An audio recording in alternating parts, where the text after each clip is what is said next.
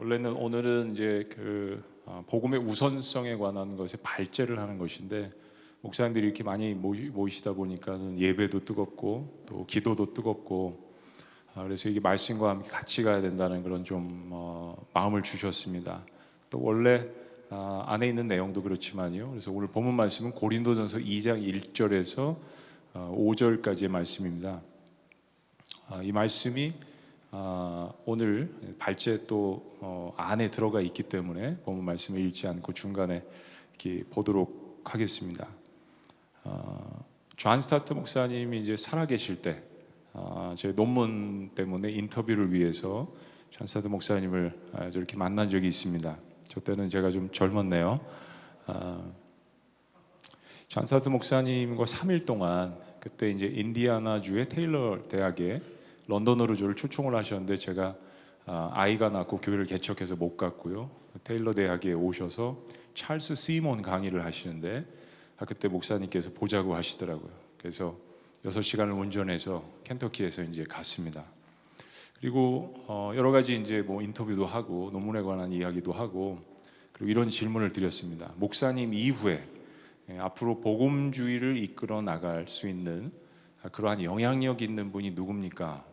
이런 질문을 했어요. 어떻게 보면 이제 후계자 뭐 이런 그 말씀이었죠. 그때 목사님께서 여러분이 잘 아시는 영국에 있는 신학자인 앨리스터 맥그레 목사님께서 막 영국 복음주의에 대한 논문을 막 마치셨다는 이야기를 하시면서 그분을 소개를 해주셨고요.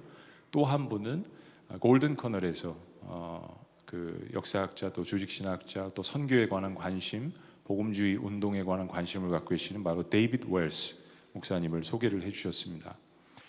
데이비드 웰스 목사님이 한국에도 책이 번역되어 있지만 신학 실종 No Place for Truth라는 책을 쓰셨고요. 또 한 가지는 The Courage to be Protestant, 용기 있는 기독교, 뭐 개신교, 이런 책인데요. 이 책에서 상업적으로 물든 그 미국 기독교에 대해서 비판을 하면서 복음주의자들에게 이렇게 일침을 놓는 글이 있습니다. 이렇습니다. 그러나 성경적으로 보면 복음의 단순성과 심오성은 양자택일의 문제가 아니다. 둘 다 택해야 한다. 복음은 누구나 이해할 수 있을 정도로 단순하면서도 아무도 깊이를 완전히 헤아릴 수 없을 정도로 심오하다. 기독교 신학을 성경적으로 온전히 보존하고 싶으면 단순성과 심오성 둘 다를 아주 조화롭게 유지할 필요가 있다. 복음의 단순성만 취하고 심오성을 버린 복음주의자들은 지금 기독교 신앙 자체가 그들의 손안에서 부서지기 시작하는 모습을 목격하고 있다. 복음의 단순성만 바라보는 사람들, 복음의 깊이는 바라본다고 하지만 복잡한 면만 바라보고 복음의 단순성을 모르는 사람들, 이 둘을 조화시키지 못하는 복음주의 내부에 있는 그 문제에 대해서 일침을 놓은 좋은 문장이라고 생각합니다. 우리 복음주의자들은 과연 복음을 뭐라고 생각을 하고 있을까요? 복음주의자들의 연맹인 로잔을 앞두고 있습니다. 우리 역시 한국 로잔 목회자 컨퍼런스라고 있습니다. 이 중심은 복음입니다. 우리는 과연 복음에 대해서 어떻게 생각을 하고 있을까? 그리고 진정으로 온전한 복음을 붙들고 있을까? 오늘 코끼리 그림도 보시고 여러 가지 이야기를 들으셨는데요. 그리고 복음의 우선성이라는 말을 정말 이해하고 있을까? 복음에 관한 여러 시각들 때문에 교단이 갈라졌습니다. 복음에 관한 여러 시각들 때문에 또한 교단이 나오게 되고 신학이 나오게 됩니다. 우리는 온전한 복음, 성경에서 이야기하는 온전한 복음을 붙들고 있을까? 그래서 이번에 주제를 복음의 핵심입니다. 오늘은 복음의 우선성, 그리고 복음의 포괄성, 누구도 차별치 아니하시는, 그리고 복음이 거기서 끝나는 것이 아니라 복음의 확장성, 이제 교단 밖의 울타리를 넘어서서 이 세상 한복판에 나아가는 그 복음의 확장성이 여러 모습으로 전개되는 것을 저희들이 나누게 될 것입니다. 그렇다면 우리가 붙들고 있는 복음은 성경적인 것인가? 그리고 시대와 문화와 인종과 교단과 심지어 각 기독교 교단의 신조도 뛰어넘을 수 있는가? 왜냐하면 그 모든 신조는 텍스트가 성경입니다. 근데 때로는 우리의 신조와 우리의 교리가 성경 위에 있는 것처럼 행동을 하는 중세 시대의 실패와 실수를 반복하고 있지는 않은가? 이건 너무 중요한 겁니다. 동시에 마지막으로 우리는 아직 복음의 깊이를 다 이해하지 못하고 있다는 사도 바울과 같은 겸손한 고백이 복음의 주체이신 하나님 앞에 있는가? 엄중한 질문들입니다. 제4차 로잔 대회 주제 오늘 여러분의 강사님께서도 이야기하셨고 아마 끝날 때까지 우리는 계속 우리의 귀에, 우리의 마음에 울려 퍼져야 될 것입니다. Let the church declare and display Christ together. 교회여 함께 그리스도를 선포하고 나타내자. 그리스도를 선포하자는 것은 교회가 감당해야 될 바로 이 복음의 우선성, 복음 전도의 우선성의 사명을 말하는 것입니다. 그리고 그리스도를 나타내자 하는 것은 그 복음을 붙들고 복음을 외치는 사람들이 그 복음을 어떻게 살아내는가, 우리 안에 계신 그 예수 그리스도를 나타내자는 것이죠. 그런데 여기에 together이라는 말을 썼습니다. 함께 하자는 것이죠. 모든 지역교회가 예수 그리스도께 속했다는 것을 고백하는 그 연합, 그리고 이 중심은 바로 예수 그리스도 복음의 본질이십니다. 교회여, 우리가 함께 그리스도의 복음을 선포하고 나타내자. 실행하는 기관은 바로 교회인 것입니다. 우리에게 질문이 있습니다. 그렇게 시작된 교회가 교회사 2000년 역사상 이 복음을 어떻게 선포하고 동시에 어떻게 살아냈을까?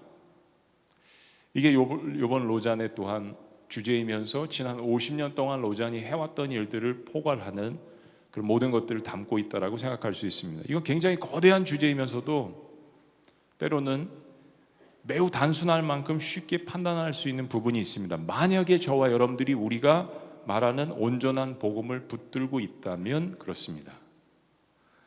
얼마 전에 이탈리아에서 선교사 대회가 열려서 섬기고 왔습니다. 그때 굉장히 감격스러운 장소를 몇 군데 방문을 했습니다. 로마는 제가 처음 갔었는데요. 첫째는 바로 오늘 본문 말씀인 고린도전서 2장, 사도 바울의 목회 철학을 썼지만은 그 사도 바울이 순교한 그 순교지를 방문한 것이었습니다. 두 번째는 그 복음을 듣고 수많은 순교자들의 무덤이 있는 그 카타콤을 방문한 일이었습니다. 그리고 세 번째는 좀 시간이 오래 지났지만 로마 제국의 핍박이 끝나고 기독교를 집성한 어거스틴이 침례를 받은, 화나십니까? 세례를 받은 밀라노를 방문한 일이었습니다.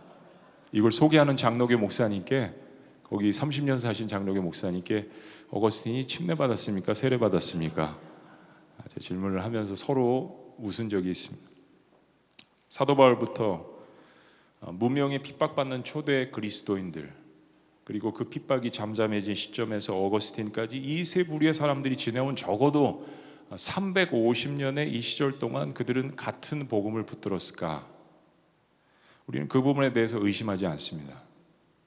내가 그리스도와 함께 십자가에 못 박혔나니 그런즉 내 안에 내가 산 것이 아니라 오직 그리스도께서 사신 것이라라고 자신의 신앙을 고백한 사도 바울은 고린도 교회에서 목회하면서 오늘 본문 말씀, 내가 너희 중에서 예수 그리스도와 그가 십자가에 못 박히신 것 외에는 아무것도 알지 아니하기로 작정하였노라. 정말 사도 바울이 아무것도 알지 못했을까요? 부활도 있는데요. 다른 여러 가지 중요한 신학적인 논제가 있는데요. 사도 바울은 그의 삶의 우선순위를 분명히 밝혔습니다. 결국 사도 바울은 그가 붙든 복음의 고백대로 로마 근교에서 순교를 했습니다. 바울이 참수형을 당하기 그 직전에 머물렀던 곳으로 알려지는 작은 그 감옥 사진을 목사님들을 위해서 찍어온 것이 바로 서 사진입니다. 그리고 여기서 얼마를 머물렀는지 모르겠지만 끌려나가서 처형을 당했을 때 알려진 그 목이 잘려질 때 참수형을 당하는 그 돌입니다. 하도 거기에 이제 칼 같은 도끼 같은 것들이 많이 이렇게 돼서 마모된 그 모습도 볼 수 있습니다. 내가 그리스도와 함께 십자가에 못 박혔나니. 그러니까 사도 바울은 로마를 향해서 그 어마어마한 제국을 향해서, 그러나 앞으로 그가 갈 하나님 나라를 온전히 바라보았습니다. 그러니까 복음의 우선성만 외친 것이 아니라 실제로 복음을 살아내었던 사도 바울의 고백과 삶이었습니다. 조금 더 시간을 이제 과거로 되돌아가 보면 사도행전 2장에 초대교회 그리스도인들의 모습이 나타납니다. 십자가 부활의 복음을 받아들인 초대교회 그리스도인들이 어떻게 복음의 변화된 모습을 살아나가는지 정말 사도행전 2장 42절부터 47절 말씀, 우리 모든 목회자들이 꿈을 꾸는, 우리의 목회 현실에서 정말 단 한 번이라도 보고 싶은 그 놀라운 부흥의 역사, 이건 그야말로 존 스타트의 마지막 역작인 The Radical Disciple, 급진적 제자도 혹은 Discipleship, 제자도에 관한 그러한 놀라운 초대교인들의 변화의 모습이었습니다. 이렇게 복음을 듣고 전하고 그대로 순종하고 살아가는 이 모습들은 유대인들 그리고 로마 제국이 가하는 무서운 그 핍박을 능가하는 그러한 놀라운 모습들이었습니다. 그렇게 예수님의 제자들과 사도 바울이 가슴에 품고 복음을 전한 로마, 후에는 셀 수 없이 많은 그리스도인들로 차고 넘칩니다. 로마 제국의 핍박을 피해서 신앙을 지켰던 초대 그리스도인들의 발자취가 있는 카타콤, 땅 9m를 파고 들어가서 때로는 5,000명, 때로는 10,000명이 머물 수 있는 이 엄청난 굴, 그들은 그곳에서도 말씀을 붙들고 예배를 드렸습니다. 그 묘지의 수를 헤아릴 수 없을 만큼 많습니다.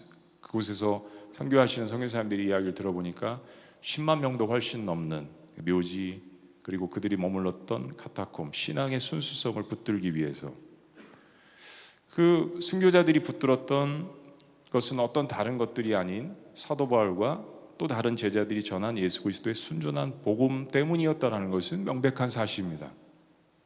그것은 근본적으로 예수님의 지상 대위임 명령 때문이었습니다.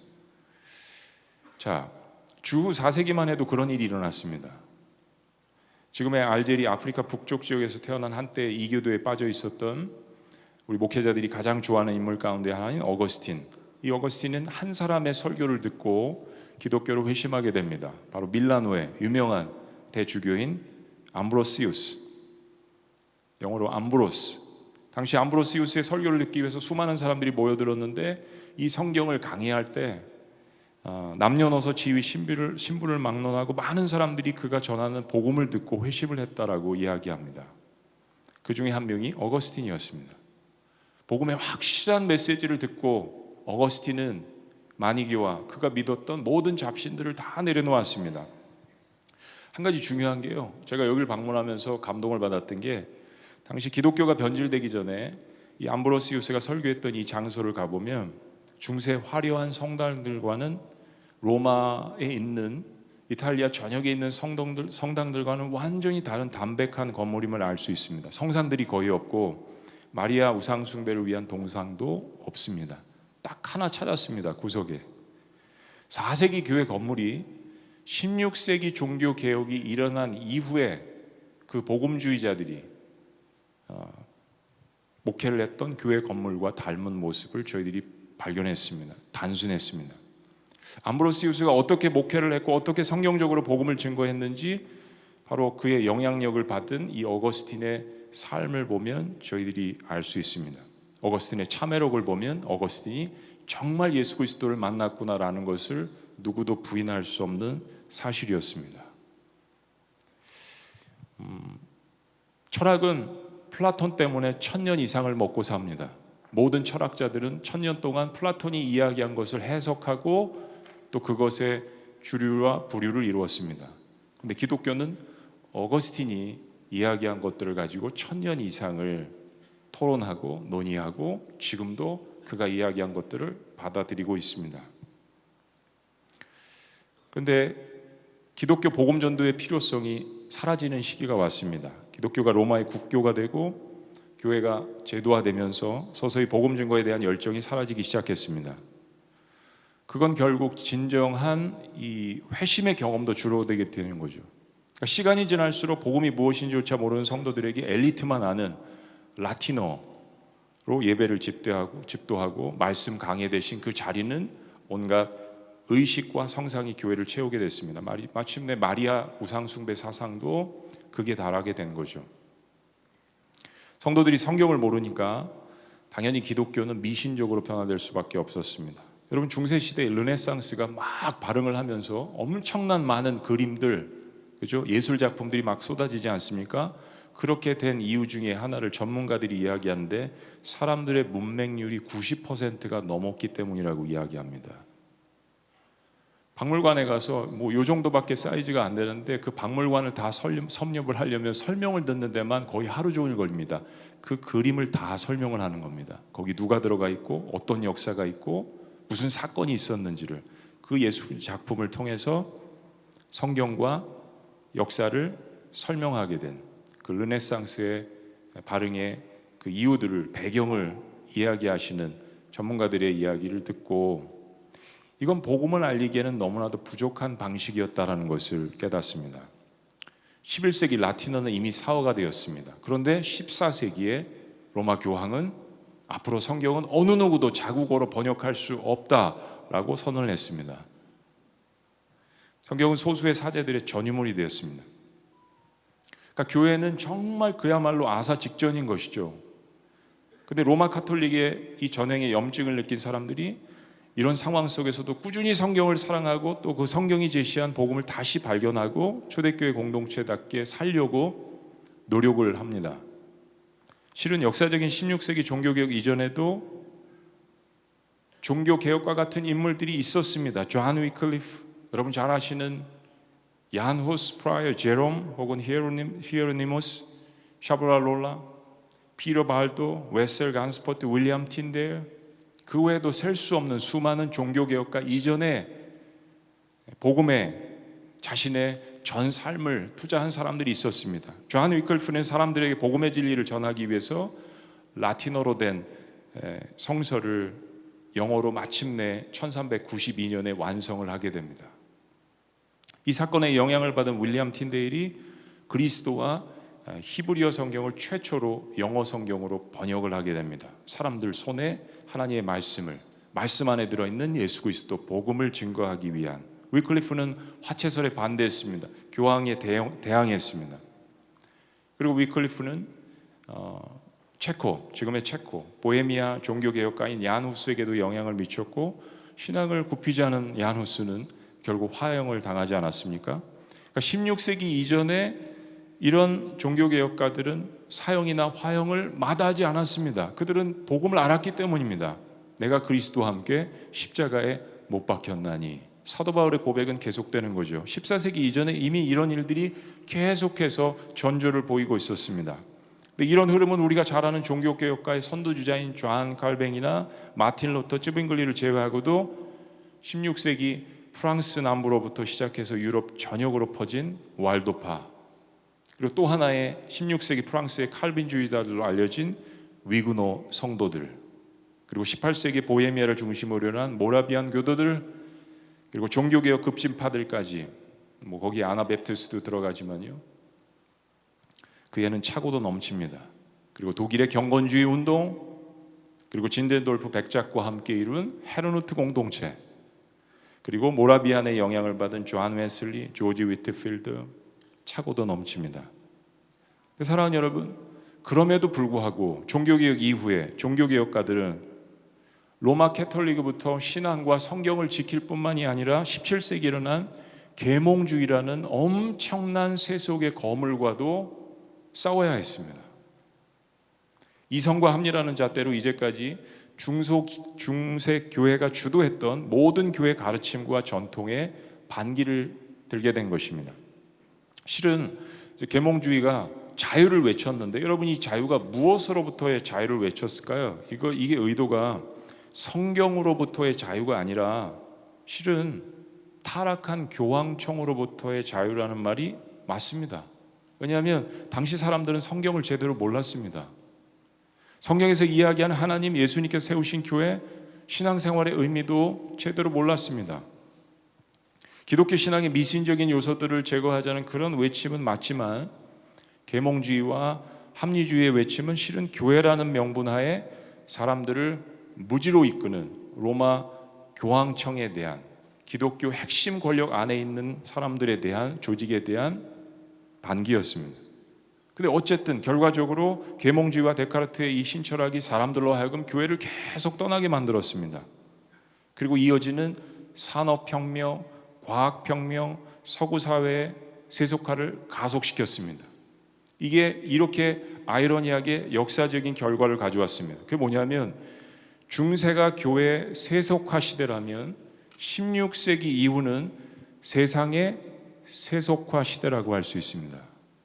그러니까 교회가 말씀에 이제 막 16세기에 눈을 뜨려 하니까 세상이 기다려주지 않습니다. 개신교 복음주의자들이 당시 로마 카톨릭으로부터 종교개혁을 선언했지만 이런 세속의 거센 물결과도 싸워야 됐습니다. 굉장히 힘겨운 싸움이었습니다. 어찌 보면 우리도 비슷한 시대에 살고 있는지 모르겠습니다. 자, 이런 상황 속에서 복음 전도의 우선성이란 어떤 의미가 우리에게 있을까요? 지금 우리가 본 아주 간략한 이 역사만 보아도 십자가의 복음으로 거듭난 그리스도인들이 복음의 우선성을 가지고 복음을 증거한다는 것이 단순히 지금 우리가 생각하는 개인 전도에만 머물러 있지 않다라는 것을 잘 알 수 있습니다. 저도 개인 전도를 열심히 합니다. 저희 교회에서 행하는 전도 축제 이런 걸 할 때 여러분 담임 목사가 간증하고 담임 목사가 개인 전도 하지 않으면 성도님들 잘 하지 않습니다. 제가 하는 말을 결코 오해하지 않으시길 바랍니다. 복음 전도의 우선성은 예수님께서 제자들에게 주신 준엄한 명령입니다. 이것은 우리 구원받은 모든 그리스도인들의 최고의 주님께로부터 받은 특권이고 사명입니다. 그런데 핍박받던 초대교회 그리스도인들이 시간이 지나면서 점점 지하로 들어갈 수밖에 없었습니다.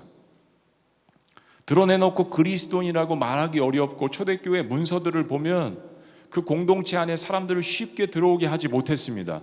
왜냐하면 밀고자가 생길 수도 있고 스파이가 생길 수도 있기 때문에 어떻게 보면 굉장히 클로즈된 그런 그룹일 수 있습니다. 사람들을 공동체 안으로 마음 놓고 지금처럼 초대하기 힘들었던 그런 시대, 그런 한계에도 불구하고 도대체 어떻게 기독교가 성장할 수 있었을까요? 논쟁적 성사학자로 꼽히는 바트 어만이라는 최근에 저도 발견한 학자인데요. 굉장히 도발적이고 다소 고약한 그런 책이 있습니다. 기독교는 어떻게 역사의 승자가 되었나. 제목부터 굉장히 도발적이잖아요. 우리가 뭐 승자인가요? 기독교에서 그런 용어 사용하지 않잖아요. 그런데 기독교는 어떻게 역사 속에서 승자가 되었나? 바트 어만이 이 책에서 기독교가 12명의 제자로부터 시작해서 3,000명으로 불어나더니 400년 만에 3천만 명에 이르는 신도를 갖게 되었다라고 이야기합니다. 이거 세상 사람들이 이 책을 읽으면 비즈니스적인 마인드로 봤을 때는 이거 엄청난 겁니다. 당시에 4세기에 전 세계 인구가 얼마인 줄 아세요, 여러분? 6천만 명이었습니다. 근데 전 세계 로마 제국이 차지했던 영토가 3천만 명이라는 의미에서 그들이 다 기독교가 되었다라고 바트 어만이 그렇게 약간 비꼬면서 쓴 거죠. 그리고 2000년 후에 여전히 전 세계에서 가장 큰 종교 집단이 되었는데 그 이유가 뭐냐? 어떻게 기독교가 세상에서 승자가 되었냐? 그 이유를 여러 가지를 이야기하는데 첫째, 철저한 종교적 배타성, 높은 도덕성, 제자들의 포교 방식, 정복자로서의 따뜻한 마음, 그리고 깊은 연대의식, 즉 공동체성을 이야기합니다. 그러니까 이 바트 어만이라는 사람이 기독교를 바라보는 시각이 어떤 신앙인이나 뭐 그런 그 목사님 이런 게 아니고요. 일반 역사학자 내지는 종교학자. 자세히 보면 좀 종교다원주의도 같아요. 근데 그러면서도 기독교의 배타성이 가진 포교 방식을 이렇게 이야기합니다. 자, 한번 보세요. 하나님이 자기 백성에게 남을 사랑하고 남에게 유익하게 행동하라고 명한다면 게다가 하나님만을 섬기지 않는 그가 다가올 신의 심판을 피할 수 없는 운명이라면 여기서 도출할 수 있는 결론은 오직 하나다. 기독교인은 그가 기독교를 받아들이도록 종용해야 한다는 것이다. 그것만이 그가 구원받고 영원한 벌을 면할 수 있는 유일한 길이며 아울러 기독교인이 남을 향한 사랑을 제대로 보여줄 수 있는 유일한 길이다. 이 책을 볼 때 결코 이 사람이 기독교에 대해서 호의적으로 쓴 것이 아닙니다. 그리고 이 말조차도 굉장히 비꼬는 듯합니다. 비기독교인, 기독교인이 아닌 사람들이 이 책을 읽고 리뷰를 쓴 것만 해도 그렇습니다. 사랑하는 여러분, 그런데 기독교에 대해서 비판적인 종교서적을 쓴 사람의 의견 속에서도 배울 게 있습니다. 삶과 죽음의 경계에 서 있었던 시대 그리스도인들은 어떤 모양새건 그리스도를 증거했다는 것입니다. 최근에 평신도 신학과 1세기 그리스도인들에 관한 책으로 유명한 로버트 뱅스 박사님, 이런 서적들이죠. 앉은 자리에서 한 15분이면 읽을 수 있는 아주 짧은 책들입니다. 이분과 교제하면서 전에도 이분을 존경하고 책들을 보았지만요, 그리스도인들이 복음을 증거하는 방식 중에 하나가 삶의 변화를 통한 복음 전도라는 것을 알 수 있습니다. 옥스퍼드 대학의 유명한 알렌 크라이더 박사도 초기 기독교와 예배와 복음 전도라는 책에서 이런 면을 동일하게 이야기합니다. 이런 being과 doing이 우리의 행함과 우리의 존재가 나뉠 수 있습니까? 세상은 그렇다고 할 수 있을지라도 기독교인들만큼은 being과 doing이 같이 가는 사람들이라는 것을 기대하는 것이 세상입니다. 우리가 생각하는 개인 복음 전도는 과연 무엇일까요? 단순성, 심오성, 이 둘 중에 균형을 잃어버린다면 우리는 실패할 수도 있을 것입니다. 중세에 어떻게 복음을 증거했을까요? 중세 시대 로마 교황이 집권했던 시절의 교회와 사회는 철저한 계급주의적 문화였습니다. 성경이 가리워진 그런 사회에서도 사람들은 은밀히 번역된 성경을 읽고 그 안에서 복음의 핵심인 예수 그리스도를 발견했습니다. 여러분, 급진파 중에 하나인 로열러파, 한국의 초기 기독교인들 가운데 성경을 전했던 매서인들과 비슷한 사람들입니다. 성경을 번역된 쪽복음을 통째로 외우고 그리고 그걸 뺏길까 봐 씹어먹고 그걸 통해서 복음을 증거했던 로열러파가 있습니다. 계몽주의 시대 때는 어땠을까요? 여러분, 계몽주의 시대에 복음을 전하는 사람들은 이성과 합리, 과학과 싸워야 했습니다. 다른 방식으로 복음을 증거했던 거죠. 바로 변증법적 복음 전도가 탄생했습니다. 아니 로마 시대 때 다 교회 다니고 다 기독교 문화 가운데 있는데 굳이 변증법적으로 이야기할 필요가 없잖아요. 그러나 계몽주의는 달랐습니다. 이제 사람들의 모든 사상 가운데서 성경을 의심하게 되고 신을 의심하는 생각들이 싹트게 됐고 거기에 이성과 합리라는 잣대로 모든 것들을 판단하기 시작했습니다. 그리고 과학이 발달했습니다. 더 이상 지구는 플랫하지 않아, 지구는 둥글다. 우주에 나가봐도 하나님이 계신 것 같지 않다. 이런 사람들에게 어떻게 개인 전도를 하고 어떻게 복음을 증거했을까요?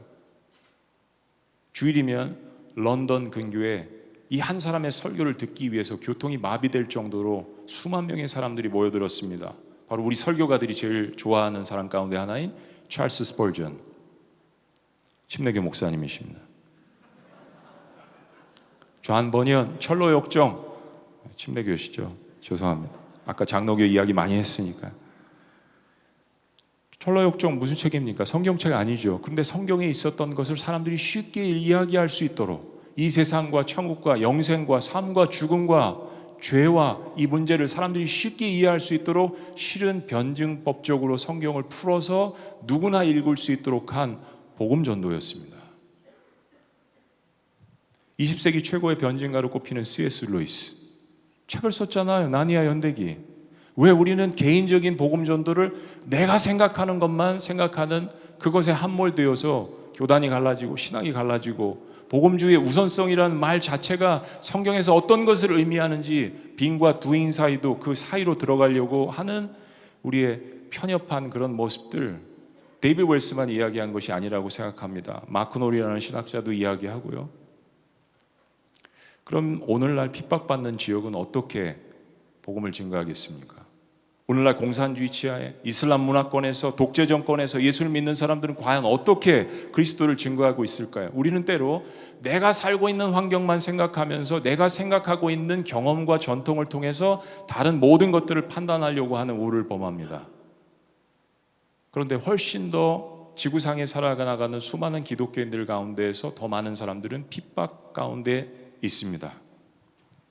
교회가 세워질 수 없고 제자훈련을 제대로 받을 수 없고 간신히 쪽복음만 의지하는 그런 곳에서 어떻게 복음이 전파되고 심지어 그리스도인들의 숫자가 증가할 수 있다는 이야기입니까? 그래서 사도 바울이 고린도전서 2장에서 두 번째로 그가 밝힌 성령의 능력의 역사, 내 말과 지혜함이 아니라 오직 성령의 역사라고 삼위일체 성령 하나님에 대해서 사도 바울의 목회 철학을 고백하지 않습니까? 그거밖에는 설명할 수 없습니다. 우리가 아무리 예수는 유일한 우리 삶의 그리스도인이라고 외쳐도 하나님의 주권적인 인도하심과 성령 하나님의 인도하심이 없다면 우리의 전도는 열매를 볼 수 없다라는 겸손함이 복음 전도자에게 있어야 할 것입니다. 이 복음 전도의 심오한 것에 대한 겸손함이 오늘 우리들에게 필요하지 않습니까? 바로 로잔이 이야기하는 His, H-I-S-H 첫 번째 humility, 겸손함입니다.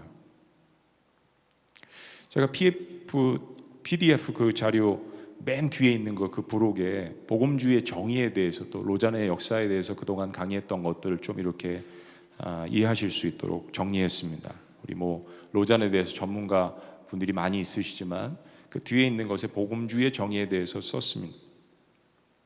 복음주의라고 어떻게 우리가 정의를 할 수 있고 또 복음주의자들이 붙드는 것은 어떤 것들일까? J.I. 패커, 존 스타트, 데이비드 웰스, 베빙턴, 피터 바이어하우스 선교학자로서 이런 사람들이 이야기한 복음주의, 우린 뭘 믿는가? 이런 것들을 좀 정리해보면 이런 단어들입니다. 최고의 권위로서의 성경, 예수 그리스도의 유일성과 그가 이루신 십자가 부활 사건, 그리고 회심, 죄를 회개하고 하나님의 자녀가 되는 것, 그리고 제자도 disciple making 뿐만 아니라 disciple maturing, 예수 그리스도의 제자만 만드는 것이 아니라 교회 안에서 성숙한 제자를 만드는 것, 그리고 복음 증거, 그리고 교회 공동체와 대사회적인 영향력. 만약에 우리가 이런 모든 것들에 동의한다면 우리는 이제 복음의 우선성이라는 의미를 어떻게 정의해야 될까요? 여러분, 복음이 무엇으로부터 자유를 이야기하죠? 포스트 모던의 가장 가까운 영향은 계몽주의로부터 시작된 것 같습니다. 근데 더 자세히 살펴보면 출애굽기에서 모세와 바로 왕의 대화를 보면 이 포스트 모던의 시조를 살펴볼 수 있습니다. 너만 가라. 꼭 하나님만 예배해야 되냐? 너무 멀리 가지 말아라. 다 섬길 수 있다. 바로는 심지어 모세에게 나를 위해서도 좀 기도해달라고 이야기합니다. 종교다원주의죠. 실은 기독교 제외하고는 거의 대부분의 종교들은 다원주의입니다.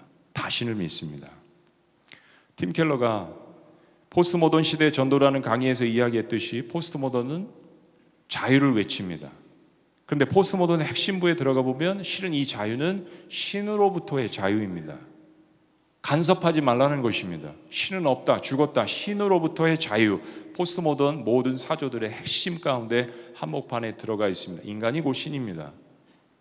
성경에 보면 예수님께서도 내가 너희를 자유케 하리라 라고 말씀하셨습니다. 그런데 예수님은 반대로 인간들을 향하여서 죄로부터의 자유를 말씀해 주셨죠.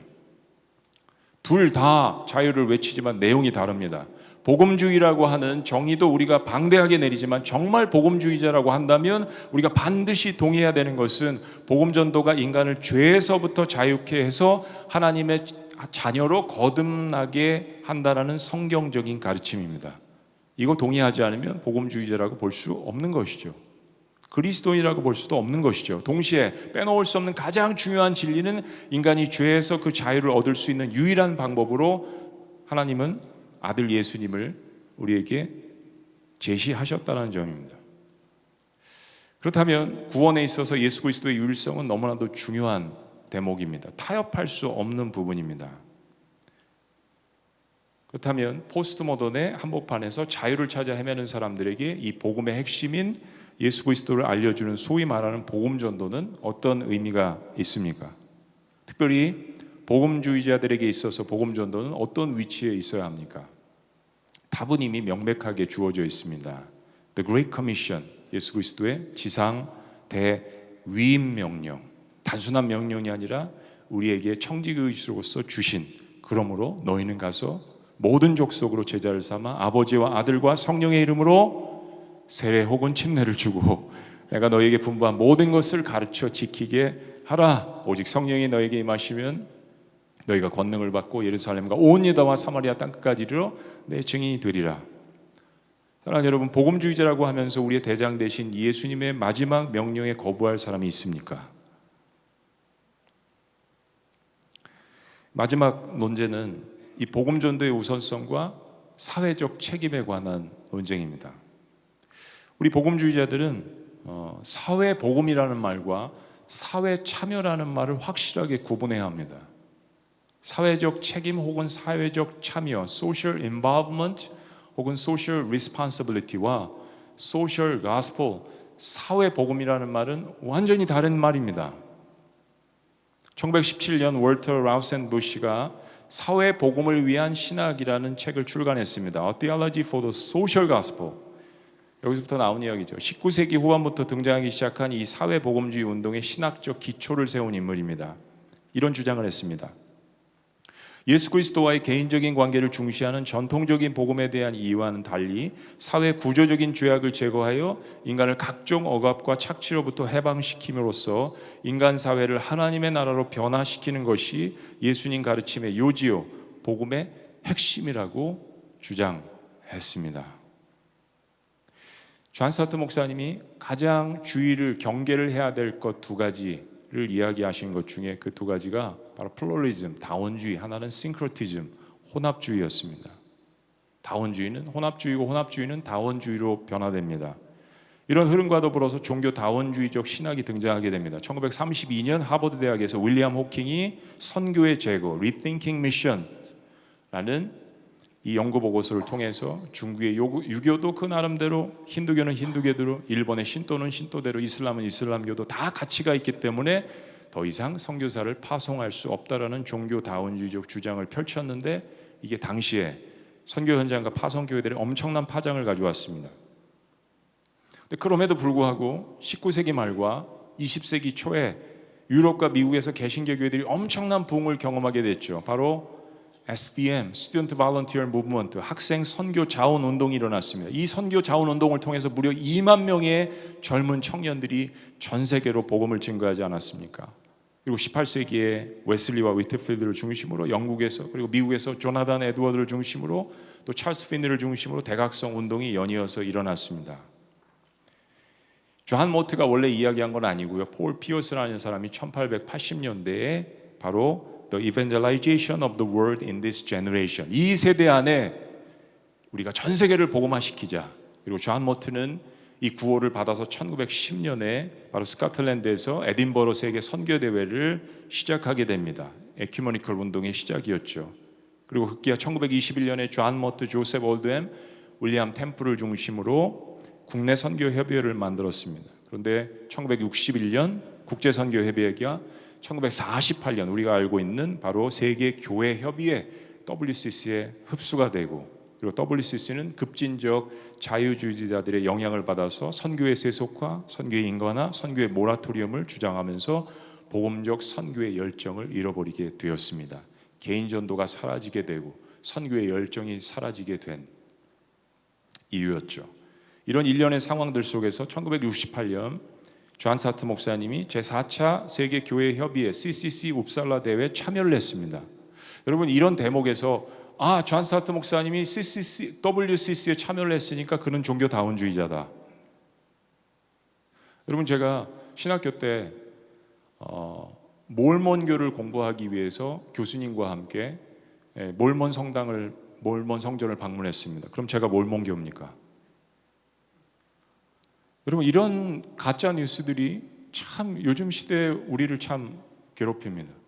여러분께서 불교에 있는 스님을 전도하게 스님을 만나면 여러분 종교 다원주의이신가요? 아니지 않습니까? WCC에 존 스타트 목사님이 간 것은 WCC에 편향된 신학과 잘못되어진 것을 바로 보기 위함이었습니다. 그리고 이렇게 회고합니다. 육신적인 가난이나 기아에 대해서 염려와 외침은 들렸지만 복음화되지 못한 수백만 명의 영적 기아에 대해서 염려하고 주를 거부하고 회개하지 않았던 도성을 향해 우셨던 우리 주님의 눈물은 찾아볼 수 없었다. 우리가 선교를 봉사적 관심 속에서 바라본다고 할지라도 우리는 먼저 그리스도 중심적인 존재가 되어야 그 다음에 세상을 향한 기능을 나타낼 수 있다라고 주장했습니다. 1960년대 공산주의가 팽배하고 냉전의 시대를 맞이했고 민족주의 반응에 힘입어서 자국의 토착 종교도 다시 부흥하게 됐습니다. 히피 문화도 나오고 선교 영역이 점차 줄어들었습니다. 사회 세속화가 더욱 심화되었고 선교의 부흥은 다시 한번 식어가는 그런 위기에 처했습니다. 이게 역사마다 실은 잘 보시면 반복이 됩니다. 그리고 급기야 1973년 방콕 대회에서 WCC는 구원을 정의하죠. 인권에 대한 정치적 억압에 항거하여 인간의 존엄성을 위해서 투쟁하는 것이며, 구원이란 개인의 삶 속에 도사리고 있는 절망에 항거하여 희망을 불러일으키기 위해서 투쟁하는 것이다. 저는 진보 학자들이 왜 이런 이야기를 할 수밖에 없었는지, 그들이 처했던 제3세계 현실, 남미에서 해방주의 신학이 나왔던 그런 배경에 대해서 복음주의자들이 정말 눈을 부릅뜨고 왜 이렇게 부르짖을 수밖에 없었는가를 우리의 가슴을 열고 들여다봐야 된다라고 생각합니다. 우린 종교에 대한 자유가 있고 우린 언제든지 예배를 드릴 수 있는 상황에서 그들은 왜 이런 외침을 부르짖을 수밖에 없는가에 대한 그것을 끌어안을 수 있는 마음, 이 정의는 틀렸고 이건 성경적이지 않지만 왜 이런 이야기를 할 수밖에 없었나. 이런 위기 속에서 복음주의자들이 빌리그람 목사님을 중심으로 1966년 4월 시카고 위튼 세계 선교대회를 합니다. 보세요, 이거는 세계 교회 협의회. 그런데 지금부터 일어나는 모든 것들은 로잔도 실은, 우리는 로잔 이야기를 맞지만 로잔을 모르는 사람들에게는 항상 로잔 세계 복음화 대회라고 이야기를 해주셔야 합니다. 로잔은 스위스에 있는 지명입니다. 별명이 붙어버린 거죠. 로잔 운동이라고. 근데 이것은 세계 국제화 복음 대회입니다. 그렇게 시작되었습니다. 위튼 대회에서는 기존 교회가 복음의 본질을 제대로 지키지 못하고 사회의 아픔을 외면한 채 자유주의와 근본주의를 양산한 책임을 통감하고 회개하는 시간을 가졌습니다. 그렇게 복음주의자들이 자신을 스스로 회개하면서 일어난 운동입니다. 당시 북미의 선교를 대표하는 선교단체들이 후원해서 위튼 선언문을 채택했는데요, 보수단체가 모였다라는 평가가 있었지만 동시에 이 대회는 복음주의가 성경의 가르침과 달리 세상의 고난과 아픔에 대해서 외면한 오류를 우리가 범했다라는 것을 회개했다라는 것. 깊이 있게는 이런 것들입니다. 성경적 원리들을 인종차별, 전쟁, 인구폭발, 가난, 가정붕괴, 사회혁명 및 공산주의 같은 문제들에 적용하지 못했음을 고백하고, 모든 복음주의자들이 전 세계 인종평등, 인간 자유 및 모든 형태의 사회 정의를 위해서 공개적으로 그리고 단호하게 싸울 것을 촉구하였다. 무엇으로요? 복음으로, 성경으로. 그리고 이어진 그 해 1960년 베를린 대회도 세계 전도 대회에서 비슷한 양상이 있었습니다. 사회 참여에 대해서도 복음주의자들이 훨씬 더 적극적으로 가야 한다라는 결단과 회개가 있었습니다. 복음이 편협한 것에 머무르지 않는다라는 것. 과연 예수님께서 부르셨던 복음, 보여주셨던 그 복음이, 복음의 관심이 어디를 향해서 있었는지 우리가 잊고 있다면 우린 복음의 본질조차도 이해하지 못하는 사람들이 될 수 있다는 것을 이미 50년, 60년 전에 복음주의자들은 회개했던 것이죠. 시카고 66년, 위튼 66년, 베를린 73년, 시카고 선언, 그리고 74년 로잔 운동이 비로소 열리게 됩니다. The First International Congress on World Evangelization, 세계 복음화 국제 대회가 스위스 로잔에서 열리게 된 것입니다. 로잔은 역사 속에서 희미해져가는 복음을 회복하자는 운동으로 시작됐습니다.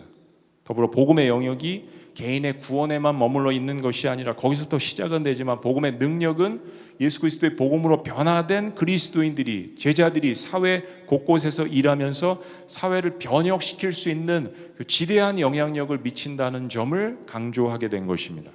사회에 대한 책임과 관심을 자유주의자들이나 사회복음을 부르짖는 사람들에게만 맡길 것이 아니라, 원래 예수님께서 보여주신 복음의 범위는 이웃 사랑도 포함되어 있다는 것을 회복하자는 것이죠. 존 서트 목사님 책에 보면 현대 복음주의자들이 개신교의 역사 속에서 귀중한 하나를 잃어버렸다는 것을 회고합니다. 예를 들면 18세기 영국의 조지 위트필드 그리고 요한 웨슬레를 중심으로 영국의 복음주의 대부흥 운동이 일어나잖아요. 이러한 일련의 사건들이 교회의 영적 갱신과 회복을 불러왔고, 결과적으로 무너져가던 유럽과 미국의 기독교 다시 극적으로 회생을 하게 됩니다. 여기서 우리가 주목하게 되는 한 가지 사실이, 경건주의와 대부흥 운동이 불러온 영적 각성의 영향이 교회 안에만 머물렀던 것이 아니라 교회 울타리를 넘어서서 사회 개혁으로 이어졌고, 궁극적으로는 해외 선교까지 열매를 맺었다는 사실입니다. 가령 영국의 대부흥 운동이 웨슬리를 중심으로 악습 철폐, 문명 퇴치, 학교 설립, 노예 해방, 여성 인권 향상, 사회 전반에 걸쳐서 복음의 본질을, 복음의 능력을 사회 속에서 구현하려는 사회 개혁 운동을 일으키지 않았습니까? 그 결과로 윌리엄 윌버포스가 40년을 넘게 국회에서 싸워서 결국은 노예제도 폐지와 같은 구체적인 사회 변혁의 결실을 이루었습니다. 마찬가지로 독일 경건주의를 통해서 일어난 영적 개혁, 경건주의 요람이었던 할레 대학의 또 진제돌프가 사역했던 모라비안 공동체를 중심으로 해외 선교에 엄청난 부흥이 일어나게 되죠. 할레데아 또 모라비안 교도 공동체가 각각 60명 그리고 226명의 해외 선교사를 파송하게 됩니다. 한국교회 초창기 선교사님들의 사역들 다 아시잖아요. 수많은 교회들을 개척을 하고 성경을 전하고 개인 전도를 하고, 그러면서도 학교와 병원을 짓고 연약한 사람들과 사회적 소외된 계층들에게 의료와 교육을 제공했습니다. 당시 교계 리더들이 노름과 술, 담배를 끊고 가정을 보호하고 돈을 모아서 암울한 현실 속에서도 민족을 새롭게 하자 교회를 주도적으로 이끌었습니다. 개인전도, 성경 보고 말씀 사역에 힘쓰면서도 복음의 진리를 강조함과 더불어서 예수님의 사랑이 무엇인지, 그것에 어떻게 사람들과 사회를 변혁시킬 수 있는지를 실천하고자 했던 것들이 바로 우리 한국 조상들의 또한 모습이었습니다. 성경에서 예수님께서 가르쳐 주신 복음의 본질이 무엇이었다는 것을 깨달았기 때문이죠. 사탄이 던진 논쟁, 실은 우리는 복음과 빵 사이에서 싸울 필요가 없습니다.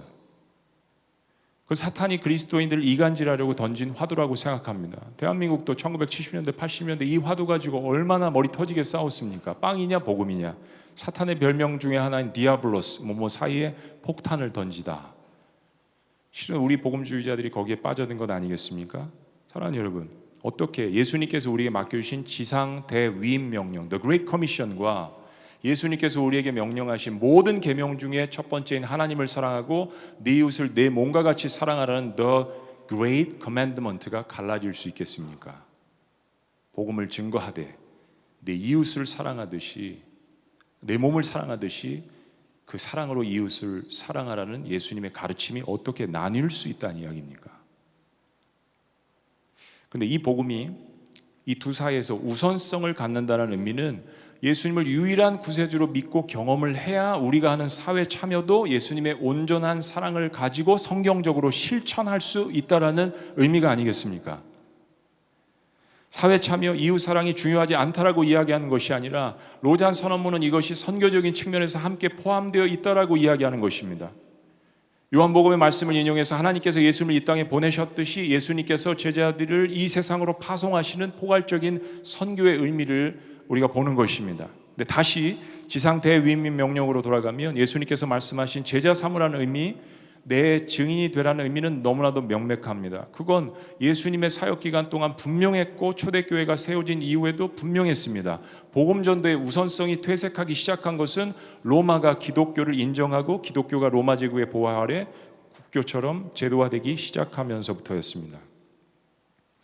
복음 증거의 필요성을 사람들이 느끼지 못할 때 결국 복음 증거를 하지 않으면 nominal Christian, 명목상의 그리스도인들이 늘어가게 되고, 이게 바로 기독교가 세속화되고 세상의 하나의 종교로 타락해가는 무서운 결과를 가져오게 되는 것입니다.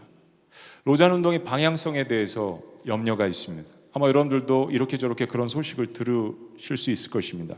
로잔이 WCC처럼 가지 않을까 하는 우려도 있습니다. 2010년 케이프타운 이후에 이걸 전후로 복음 전도의 우선성보다는 사회적 책임에 대한 강조를 더 많이 한다라는 그런 해석들도 있습니다. 통전적 선교, 총체적 선교 개념의 논쟁도 있습니다. WCC에서 좀 강조했던 홀리스틱 미션, 총체적 선교, 로잔에서는 좀 더 강조하는 인테그럴 미션, 통전적 선교. 실은 말은 비슷한 이야기지만 로잔에서 이야기하는 의미는 다릅니다. 예수 그리스도께서 우리에게 주신 지상 대명령과 그리고 지상 대계명, 이 두 가지는 선교에서 같이 가야 하는 것이라는 것. 로잔이 복음 전도의 우선성을 버린 것 아니냐, 로잔이 사회복음으로 가는 것 아니냐, 그런 염려. 결론을 좀 내려보기를 원합니다. 우리 수요일까지 계속 이야기를 할 텐데요, 선교의 통전성이란 혹은 총체성이란 말이 복음의 우선성을 훼손한다라고 생각하지는 않습니다. 저 개인적으로 우리가 가장 두려워해야 하는 것은 복음의 정의와 복음의 우선성을 강조하면서도 정작 복음을 이웃에게 선포하지 않고 교회 제도와 안에서만 갇혀 이웃 사랑을 실천하지 않고 개토화된 교회 그리스도인으로서 사는 죽은 신학 사상이 아닐까. 또 반대로 이웃 사랑을 이야기하면서도 거기에 진정한 복음 선포는 하지 않은 채 사회 정의 실현 자체가 그들의 영혼 구원이라고 믿는 것, 이 두 가지가 우리가 경계해야 될 것이라고 생각합니다. 로자는 이 복음주의 운동을 통하여서 끊임없이 예수 그리스도께서 우리에게 선포하신 복음의 의미가 무엇인지를 균형을 잡으려고 고민해 왔다라고 생각합니다. 로잔에서 복음의 우선성을 잃어버린다면, 예수 그리스도의 우월성과 예수 그리스도의 유일성을 잃어버린다면 하나님께서는 또 다른 운동을 일으키시겠죠. 만약에 우리가 다시 한번 기도하면서 하나님께서 대한민국에 마지막 기회를 주신 이 로잔을 위해서 기도하고 우리 복음주의자들이 한 마음으로 다시 한번 이것을 통하여서 우리나라의 교회들이 각성을 하고 회개하고 새로운 부흥을 염원한다면, 그리고 복음을 다시 한번 붙든다면 하나님께서는 우리를 겸손케 하시고 대한민국을 통하여서 또한 전 세계를 섬길 수 있는 그런 기회를 주실 수 있다라고 생각을 합니다. 몇 가지 PPT가 남아 있는데 시간 관계상 여기서 마칠까 합니다. 로잔 언약에 있는 복음의 최우선성, 또 존 사트가 말씀하신 복음의 최우선성과 사회적 참여, 그리스도의 유일성과 보편성, 그리스도의 사회적 책임, 이런 그 문서들이 증거로 있습니다. 한번 여러분들 이런 선언문들을 보시면서 우리가 어디에 있나, 그리고 로잔을 위해서 여러분 기도해 주셨으면 좋겠습니다. 복음이 무엇인지를 온전히 성경적으로 파악하고, 그리고 그 복음을 외칠 뿐만 아니라 그 복음을 살아낼 수 있는 예수 그리스도의 급진적인 제자들이 되는 것, 그걸 통하여서 우리의 교회를 다시 한번 부흥케 하시는 그 하나님의 놀라운 사랑과 은혜를 다시 한번 깨닫는 세계 복음화 국제 대회가 되기를, 그리고 그것을 위해서 기도하시는 우리 모두가 되시기를 주의 이름으로 축복합니다. 하나님 감사합니다. 저희들에게 귀한 시간을 주셨는데 다시 한번 예수 그리스도께서 우리에게 말씀해 주신 복음의 역사를 짧은 시간이지만 성경적, 역사적으로 보았습니다. 다시 한번 2000년 전으로 되돌아가서 주님께서 말씀하셨던 복음의 의미, 사도 바울이 붙들었던 그 복음의 의미가 우리의 심령 속에 가득 찰 수 있도록 역사하여 주시옵소서. 놀라우신 이름 예수님의 이름으로 기도합니다. 아멘. 감사합니다. 첫 번째 날 이재용 목사님과 유기성 목사님, 최성우 목사님, 문대원 목사님, 한철호 선교사님 설교와 강의를 통해서 우리에게 로잔 운동의 정신과 신학, 역사와 방향, 그리고 한국 교회가 추구해야 될 로잔의 중요한 내용들에 관해서 이야기를 했습니다. 제가 볼 때는 로잔 운동은 비블리컬, 성경적이고 프로페틱, 예언자적이며 더 나아가서 저는 로잔 운동이 목회적이라고 생각합니다. 성경적이지 않고 예언자적이지 않으면 목회적이 될 수가 없겠죠. 그래서 하나님의 목양이라고 하는 말을 내일 정갑신 목사님이 사용을 하실 텐데, 하나님께서 우리를 목회를 하고 계신다, 목양을 하고 계신다라고 하는 그러한 뜻일 겁니다. 이 모든 것들을 모아서 하나님의 선교, 하나님의 사명, 하나님의 사명은 하나님 자신에게서부터 나온 것이라고 저는 확신을 합니다. 로잔 4차 대회가 이제 열리게 되는데, 저는 로잔 4차 대회가 성경적이라고 하는 것이 첫 번째 역사적이고 선교적이고 신학적인 브레이크스루를 이루었던 사도행전 15장의 예루살렘 공의회와 맞닿아 있습니다. 모든 교회 2000년이 넘는 역사의 모든 회의와 공의회와 컨퍼런스와 이런 것들은 다 예루살렘 공의회와 연관되어 있습니다. 이번에 4차 로잔 대회를 통해서도 어떤 신학적이고 목회적이고 또한 다양한 측면에서 교회론적인 돌파가 이루어질 것이라고 생각을 합니다. 그런 의미에서 이 시간 40여 분 정도 네 분의 발제자분들, 말씀을 전하신 분들과 함께 이야기를 나눠보도록 하겠습니다. 먼저 1948년도 WCC 세계교회협의회는 출발부터 교회 일치와 연합을 기치로 설립되었습니다. 거기에서 신앙과 직제, 삶과 사역이 나왔고 그 이전에 IMC가 나왔습니다. 그런데 로잔 운동은 조직이나 어떤 기관이나 제도가 아니라 선교 운동으로 선교를 위한 연합과 일치를 추구할 목적으로 1974년도에 출발했습니다.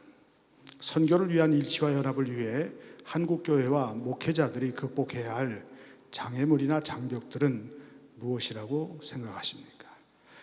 이재용 목사님께서 먼저 말씀을 해주시겠습니다. 제일 어려운 문제를 이렇게 제가 우리 앞서 한철호 선교사님과 문대원 목사님 잘 강의해 주신 내용에 보면 그 에딘버러 선교대회의 스피릿을 이어가는 것이 로잔 운동이고, 또 스트럭처 혹은 시스템을 지금 그 전 세계적인 교회 일치 연합 운동으로 이어가는 것이 WCC라고 이렇게 크게 구분할 수 있는데, 사실은 어떤 운동이라도 조직 자체가 없을 수는 없죠.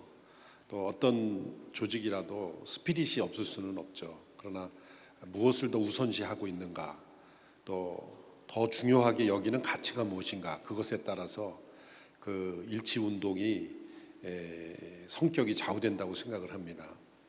저는 이 교회 일치와 연합 운동을 생각하면 히브리서 12장 예수님께서 하신 말씀, 그 하나님의 말씀에 기록된 그 히브리서 말씀이 생각이 납니다.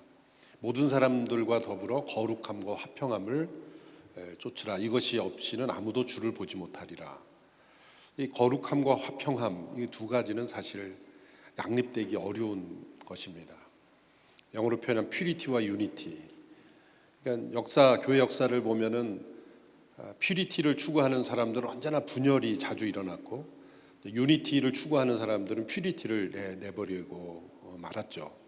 이건 뭐 어느 교회 역사에서도 마찬가지고, 우리 한국 교회에서도 이 교리적 순수성을 추구하는 분들은 어쩔 수 없이 불가피하게 분열을 계속할 수밖에 없고, 또 유니티라는 가치를 먼저 추구하는 분들은 이 퓨리티가 좀 손상되더라도 더 큰 가치가 유니티라는 겁니다.